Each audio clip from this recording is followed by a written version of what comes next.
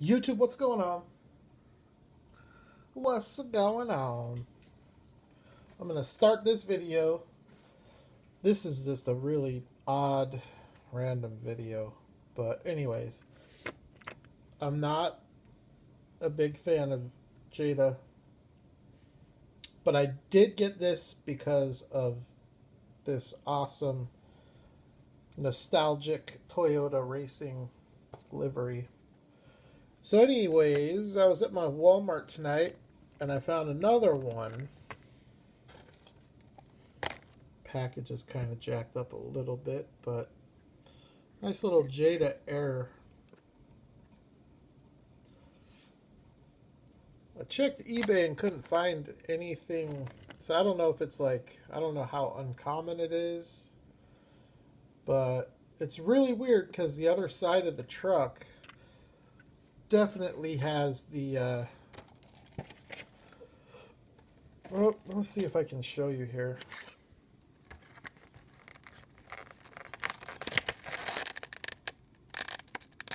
See it there on the door? Passenger door has it, driver door does not. I thought it was a variation or something at first, but yeah, so anyways, I grabbed that because, and then I also grabbed this, which again, something I really don't collect, but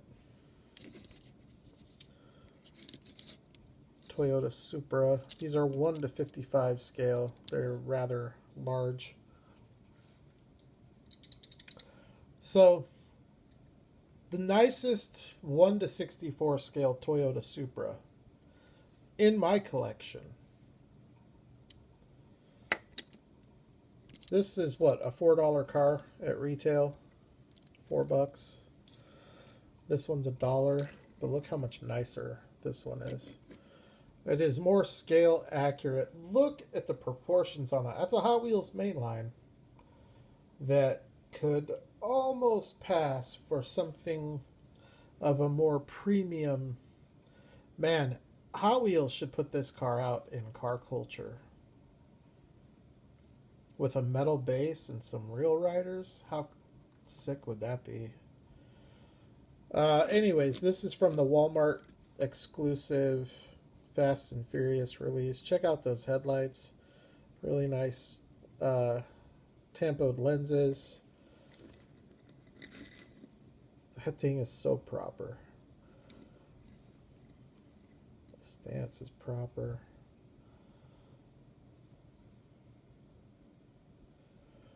Now, Hot Wheels has put this casting out a lot, but I'm a sucker for real plain civilian liveries and details. And with this car, you get a little of both. Very, very, very nice Toyota Supra. So, this one's $1. The other one's $4. This one's much, much nicer. And I think, I don't know, I just think it's a better looking car. So, I'm not going to spend too much time on those though, because I got a lot of stuff to look at here. I also found another one of these, so now I've got two. Can never go wrong with this Mazda. I like this one. This one is sharp looking. Might wheel swap one of them. Thinking that's what I might do. Just put some real riders on it. I haven't done a wheel swap like that in a long time. Okay, so another car. This is part of a rope box that I got last week. This car has an absolute insane amount of detail. Now, I don't know if there's any truth to this, but someone told me that Muscle Machines, which is what this is, it's not a Jada. Someone told me that Muscle Machines, that the guys that started M2 used to work for Muscle Machines or something, or some kind of connection there. Not sure exactly what it is, but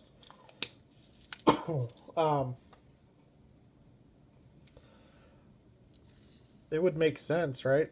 M2 Muscle machines. And with all the detail in this, I could see how, I could see how they could be related. Although I don't know why M2 is so gung-ho about older castings and not wanting to do more modern stuff like this, which is what collectors want. There's so much of the classic stuff out there that like I'm burnt out. Anything from the 60s, 70s, I'm pretty much burnt out on it. Like if Greenlight puts something out, or Autoworld, I'll grab it because it's Autoworld. It's Autoworld, and it's there's going to be a lot of value later on with those. But for Greenlight, it's got to be something. I don't know. It's got to be something that stands out, like a really cool release, or really cool graphics, or something to that effect. So, anyways, this car is probably closer to 1:55 scale, but they certainly didn't skip on any detail. The detail is quite amazing. Even the seat belts are done.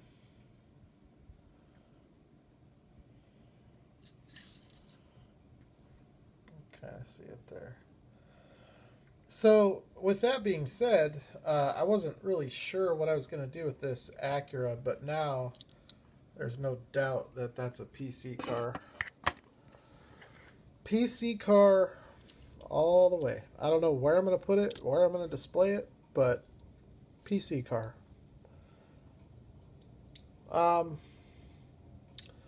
Let's see, what else? So I guess the rest of the video, I'm just going to talk about detailed cars and some of the different brands. Also found another one of these, so now I have two of those, and another one that I might wheel swap and possibly remove some of the tampos, or maybe even just go dirty on this one. All right, so I'll start with basic cars and just kind of work my way up in like the cost of the cars. So we already looked at the Hot Wheels Toyota Supra. Here's another mainline car. This is a Matchbox, and it is a Lexus GS 430 from 2006.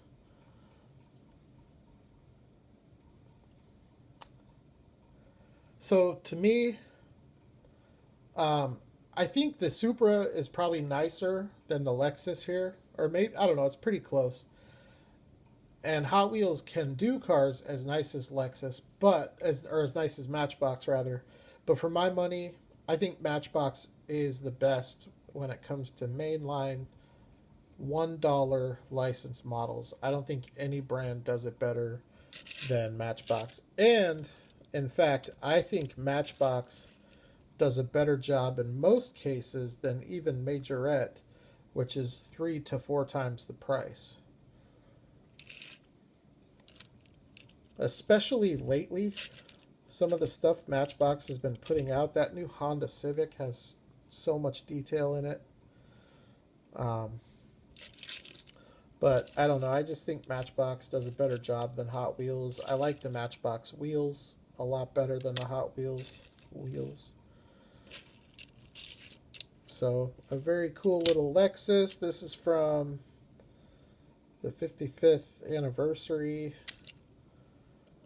And I wouldn't mind having some different examples of this car. This is the only one I have at this time. So I guess working our way up from there, the next one would be this one here, which is just another example of Hot Wheels. This one would not be a mainline, though. This would be from the adult collectibles car culture line to be exact. And in my opinion, this is one of the most realistic, like authentic looking replica cars that Hot Wheels has done in the 1 to 64 scale. It just looks really, really good. It's very well done. Really nice proportions, really nice stance. The wheels look good. They don't look too big or too small. And the detail on this thing is great. Getting saturation there. I found another one of these today, so I've got one loose and two on card. It's weird that I've been finding a couple of these lately. I thought for sure this would have been scalped up for these wheels, because before the new JDM wheels came out, these were the wheels that everybody wanted for customs. And I mean, they really do look good. They're they're used on all the old premium Ferraris, and they look good on just about any car. But look at that detail with the tail lights, indicators, the reverse lights. Very, very, very nicely done. Great stance on this van too. Kind of makes me want to get my wife one, a minivan. And then on top, to cut out some of the cost, they did this, which to me, I don't know if it's a sunroof or it almost looks like a cargo carrier type of a thing to me. Got this big spoiler on the back. Black painted metal base. Really cool. So that's a Hot Wheels premium, and that's going to be like the higher end of detail as far as like Hot Wheels is concerned. So from there, I guess any number of these would be in the same range as far as like value goes, or price at retail. So we'll do Johnny Lightning next here with this. And this I know is not going to be probably the best or most detailed example of a Johnny Lightning, but it's one of my favorite castings that they do, along with the International Scout. Those are my two favorite Johnny Lightning toolings. I like the Blazer. Okay, I just wish it was bigger. I like the Tahoe a lot, actually. I think that's a really nice tooling. But I do like the Toyotas. It's no secret that I'm partial to the Toyota cars and trucks. So this Land Cruiser is the same tooling that they put out all the time. It's the only Toyota Land Cruiser tooling that Johnny Lightning has. But they have a couple of different variations for the top. Like they have the canvas top, which is what the vast majority of them are released with. And then in this case, they have the truck, which they've only done this one a few times. So I only have two. I have this one and a red one, and they are the two most recent. I think before the round 2 relaunch, they only put this one out once or twice, I think. But these retail in the $5 to $6 price range. But good luck finding one of these at retail. Same thing with this. This is an M2 car. These retail in that $6 price range. These Auto Japan cars are surprisingly getting easier to find. They're not... when they first came out, they were scalped so hard. And now I find them all the time. It's kind of crazy. But the build quality just isn't that great, and it's no secret that with M2 you get cars that fall apart. So I don't know if that's part of what keeps people from buying them. I don't know what the deal is with that, but um, a lot of their castings certainly look really nice. For me, it's just the cheapness of the cars and the redundancy of the releases. But I did get on board there for a minute with the Auto Japan. This is one of the nicest 240Z toolings in 1 to 64 in my opinion. I think the TLV is the best, but this one is better than most. And when it came out, there were a lot of complaints about the stance being too high. So then they put it out with a lowered base, and personally, I like this stance better than the lowered stance. The lowered stance on this car looks goofy. The way that M2 did it, it looks goofy. I think if it had been done right, it would look awesome. But anyways, so there's your M2 lensed headlights and taillights. Unlike the Hot Wheels, Matchbox, and Johnny Lightning, with M2 you do get occasional lensed details. You do get metal body, metal base, rubber tires. Taillights are tampoed chrome, which is a nice effect. It almost makes it look like a lens. But that's a sharp looking car. M2 is very hit and miss, so for me. But another cool thing about M2 is the opening hood. That's something you don't get with a lot of JDM, a lot of premium detailed JDM stuff. You don't get opening hoods and doors and stuff like that. So it actually is a really cool feature on this car, and the Skyline as well.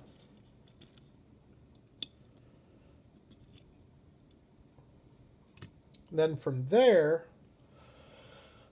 we'll kind of branch off a little bit to a brand called Ravel, which these are no longer, at least I don't think they're made any longer. But Ravel has done a few different types of cars. Here's one. This is a Mitsubishi Eclipse. Really cool little car. As far as I know, it's the only second-gen Eclipse that's been made in this scale. I don't know if Hot Wheels did a second-gen, and even if they did, it wouldn't matter because it's not premium. This I would consider a premium detailed car just because of the amount of detail. It's got side view mirrors, it's got carbon fiber hood, it has rubber tires with tread, painted headlights, transparent lens tail lights. So to me, this meets the criteria for a premium detailed car. And I think it's got a nice stance to it. You know, I know a lot of people would probably like to see it lower to the ground than that. I probably would too. But it's not a goofy stance like you see with a lot of Johnny Lightning cars. And a few of the Greenlight cars as well. So that's one Ravel. Here's another one. This is from Fast and Furious. I think it's the wrong truck for the movie, but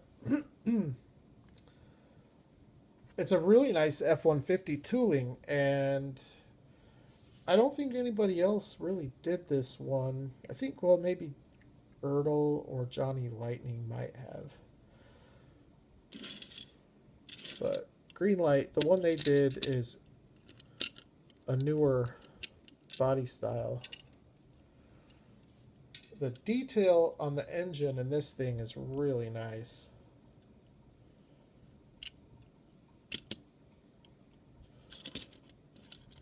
The fit and finish on this truck is a little bit goofy. There's some gaps. But other than that, I think it looks pretty good. I'm not a big fan of it being red. because it takes away from a lot of the other detail. But it does have a plastic base, rubber tires. Now these Ravel castings are difficult to find, and they're very expensive when you do find them. It's almost impossible to find a Ravel car for under $20 at this point. And I think those prices are going to continue to climb, especially with these lowriders, as people like me buy them and crack them open. So this is another Ravel. This is what they're most known for right now, these lowriders. They seem to be pretty desirable amongst collectors. Every time I do a video or post them on Instagram, I get blown up with DMs. How much you want? What do you want for it? So, but then then people, they want it, but they don't want to offer you anything for it. Like some of the offers I've gotten are head scratchers. But I think these cars here are, while they're not Ravel's most detailed work, I think that Integra that I have, that yellow Type R, the detail on that is a much higher quality of detail. Because with these lowriders, you don't get detailed headlights. Some of them, there are a few that you get lensed headlights or maybe painted. You don't get detailed taillights. But you do get license plates, you get really nice trim detail. To me, what really brings it home for these lowriders is the wheels. The 100-spoke Daytons are some of my favorite wheels that have ever been cast in this scale. They look fantastic. You could take these wheels off of this car and put them on a Tomica Limited Vintage and it would look great. And they definitely set these cars off. So another car though with a great stance. So it's an interesting kind of an interesting assortment of castings that Ravel was doing back when they were doing diecast.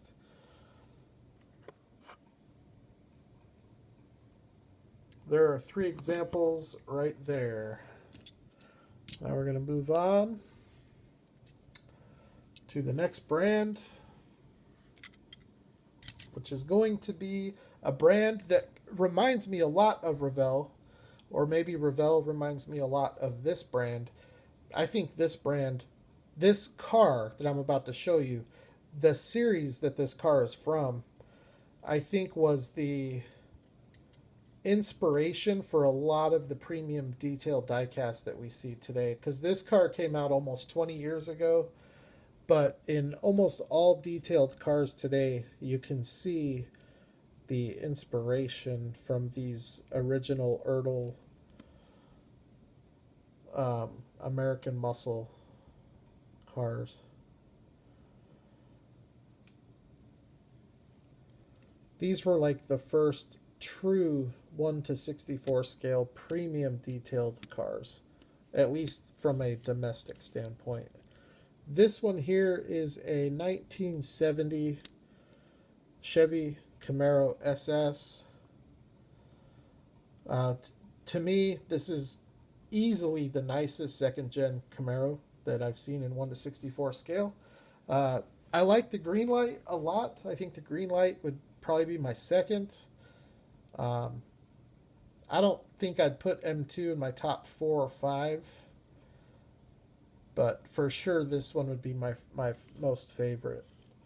Because with these cars, I mean, for 20 years ago, you get transparent lensed headlights and taillights in most cases. Sometimes they do painted taillights, but all kinds of extra pieces on these cars. The side view mirrors are authentic, like replicas of the actual side view mirrors. It's not like most of the other cars that have them where they just put them on there. These have an opening trunk, which I really don't care about. But like the bumpers, a lot of the trim pieces are separate. And then on the bottom here you have your drivetrain, this car assembles basically the same way a 1 to 24 scale model kit would.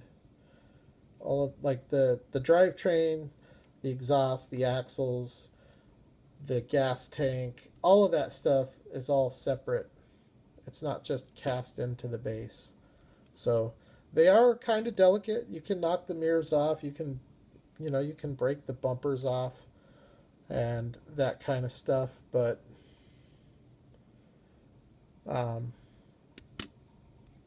they were very well made cars, though. Because this is a 20-year-old car and it's lighter than an M2. But when I pick this one up, it doesn't feel cheap to me like an M2 does. I love this car, though.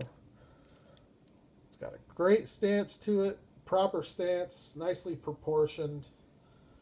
And these are fun cars to collect, and they're actually not all that expensive when you find them. They're pretty affordable compared to a lot of other older... like compared to the Ravels, these are half the price. In some cases, probably even less. There might be a few exceptions. Some of the more harder to find cars might bring more of a premium. But anyway, so that is Odle. Next, we're going to get into Greenlight. So here is... I have two examples of Greenlight cars here. This is going to be one of the premium cars. This is a van from the Hitch and Tow. Holy cow, I'm at 27 minutes. And you can see here the van, great detail. Metal body, metal base, rubber tires with tread, prototypical wheels, which Greenlight does, I would say, probably half the time, or even maybe more, but not all the time. And then here's just a Greenlight flatbed trailer. Greenlight is my favorite brand to collect. The reason for that is because of just the combination of their selection and licensing variety and price and availability. Those are the reasons why I prefer Greenlight to any other brand. This Greenlight car, however, is older. They don't have this licensing anymore.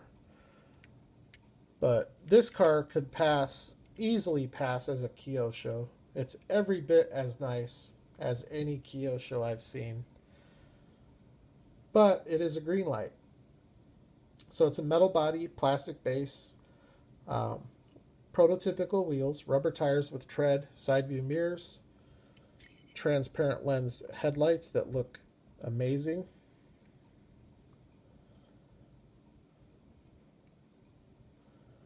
Transparent lens taillights that also look amazing.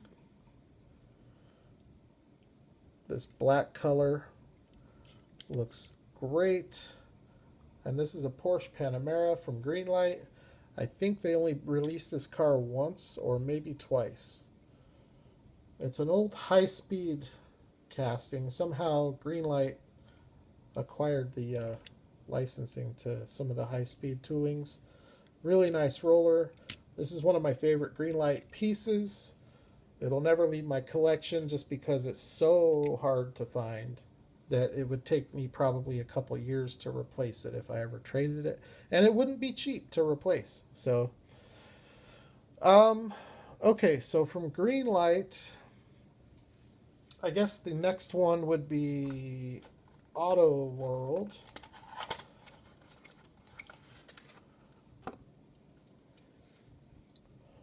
Here's an example of an Autoworld car.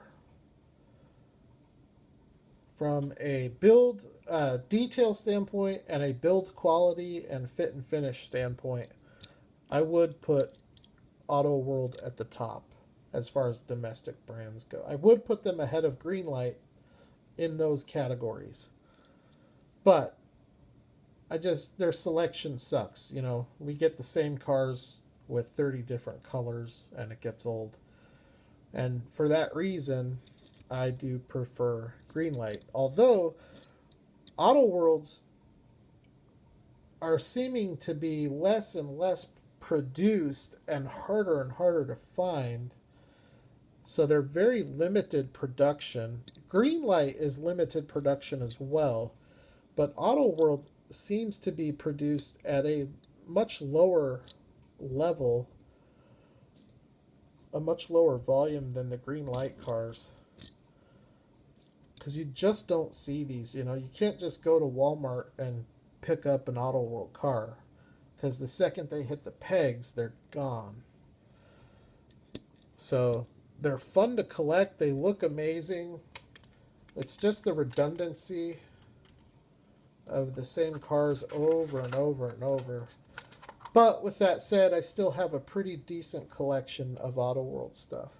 From Autoworld, you get into the much more premium stuff. So I'll start with this one here. This is where you get into like import stuff. This is a UCC coffee. It's a Mercedes. They've done a lot of really nice stuff. They did a Mercedes set. They've done all kinds of like Nissan stuff and Japanese stuff. A lot of Skylines. Now, with this brand, you do get lensed headlights. You get a lot of trim detail. You do get rubber tires, but you do get a plastic base and you don't get an interior. But you can't tell that you don't get an interior because all the windows are always blacked out. But the cars look great. The tail lights are painted. But these cars are always scaled proper. They always have a proper stance. They're always well proportioned. So UCC coffee cars are, if you're looking for detail, they're really nice. They're not quite Kyosho nice, but they are pretty nice. So we'll work our way up to Kyosho. I got to try to hurry here. 33 minutes. We'll work our way up to Kyosho, but I think probably the next brand up above the UCC, I would probably put Noir EV, which this is a new brand for me, so I don't know much about them. I honestly don't know what price point they're at. I know, like UCC and Kyosho and Tomica, this brand is impossible to find in the US because it's not commercially available here. But it's a very nice premium detailed car. I just think for what you pay for these, you should get rubber tires. That's the only knock that I have on this brand. So that's Noir EV. And then from there, let's see here. I think Konami would probably be the the next appropriate step up. So in this case, we're looking at a Mitsubishi Galant. I think it's a GT Galant. Very cool little car. Tomica Limited Vintage did this one as well. I would like to get an example of that. But in this case, this is the Konami. So with Konami, you get a metal casting, plastic base. You do get rubber tires with tread, and you get suspension. You get transparent lensed headlights.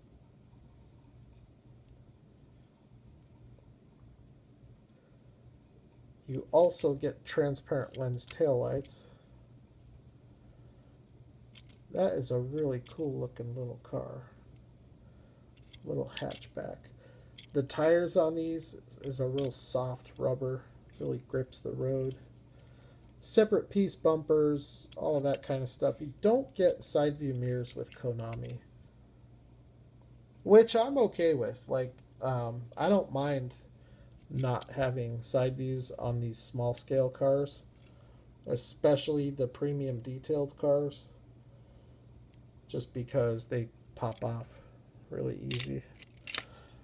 So the next step above that to me would be Shuco. It's a Volkswagen T3. Metal body, metal base, rubber tires with tread. These are really heavy castings, but very, very detailed. Very nice detail here. Lensed headlights, really nice detail with the grille and the Volkswagen logo. Factory colors and paint, which is a feature you also get with Konami and Autoworld. A lot of the brands, even Greenlight does that a lot of times. But it's pretty much standard with Kyosho, Konami, Tomica Limited Vintage, and Shuco.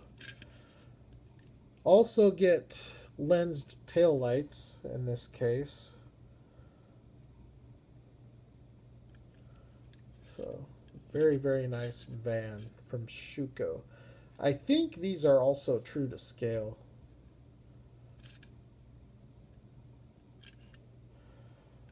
From Shuco, I think the next thing would be Tarmac, which is a new brand to me.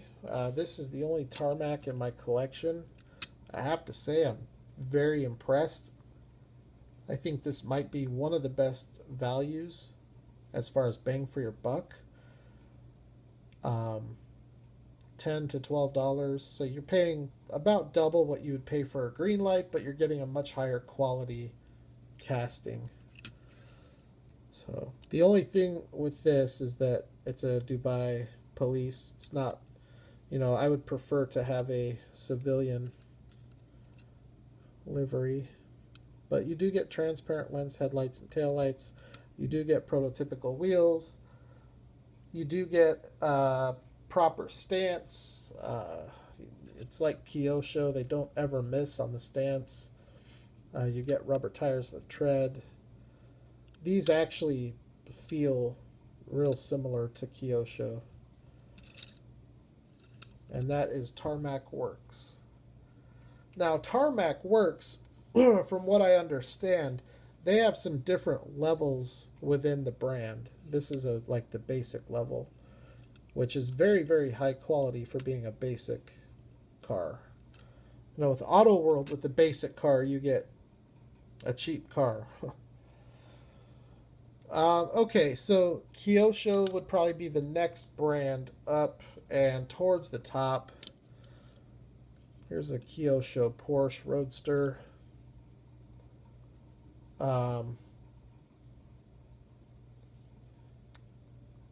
Kyosho is a top 2 brand for me. And some days I put it at number 1, some days I put it at number 2, depending on my mood. But you can see from this little example here that Kyosho is pretty much perfect. There's really nothing that they could change to make their cars better. They do have a plastic base, but I don't think putting a metal base on it would make it any better than it is. These are not made to be played with. They're just model cars. So durability is not a factor you should be looking for with premium diecast like this. But it is durable enough. I've moved a few times with my Kyosho collection, and I've never broken one. So they're pretty durable. They're much more durable than M2. And you always get transparent headlights and taillights. You always get rubber tires. And this is probably the best brand in the hobby when it comes to the stance of the car. No brand does it better than Kyosho. And stance, over the course of the last couple months, 6 months or so, the stance of these cars has really become important to me. It's like one of the things I look at most. And then this last car is what I would say this is the best brand in diecast. I think you all know where I'm going with this. This is Tomica Limited Vintage. Tomica has 3 different, they have 4 different levels, but one of them is a discontinued level. You have the Tomica Basic, the Tomica Premium, then you have the Tomica Limited, which they no longer make. And then you have the Tomica Limited Vintage and Limited Vintage Neo, which is what this car is from. This is a Toyota Century limousine. Very, very nice car. The Tomica Limiteds are a little bit of a step up from the premiums. With the Limiteds, you get rubber tires and suspension and that kind of stuff. You get opening doors, but they're not scaled and proportioned properly. With the TLV stuff, it is a scaled down replica model, and they are the most accurate cars, the most accurate replications in the scale. There is no company that replicates the models more accurately. The only company that I think is close is Kyosho, probably Tarmac, and another brand that I don't have that I would put high on that list is Oversteer. They just don't have a huge selection, but they do amazing stuff as well.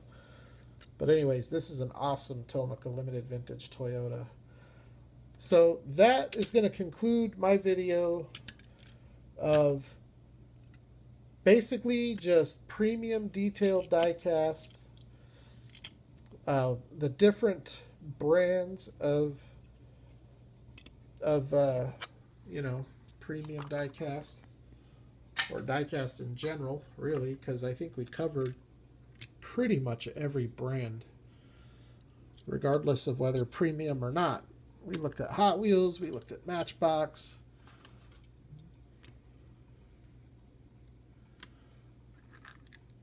So, real quick, geez, 42 minutes. Just to recap: Kyosho, Konami, Tarmac, UCC, Shuco, Noir EV, Greenlight, M2,